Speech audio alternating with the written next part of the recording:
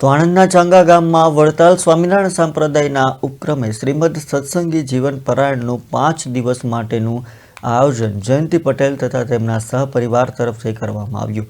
આ પ્રસંગે સંખ્યા યોગી ભાવનાબેન કથાના વક્તા તરીકે રહ્યા હતા તથા સભા સંચાલન સંખ્ય યોગી સંગીતાબેન દ્વારા કરવામાં આવ્યું। આ 5 દિવસની કથા પારાયણમાં ચાંગા અને આજુબાજુ ગામની ખૂબ મોટી સંખ્યામાં બહેનોએ લાભ લીધો હતો।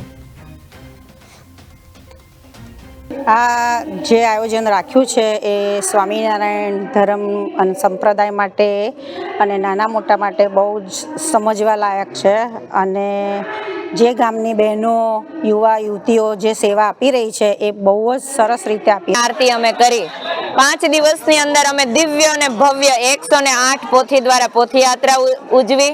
ત્યારબાદ અમે બીજા દિવસે ઘનશ્યામ જન્મ ઉત્સવ ઉજવો।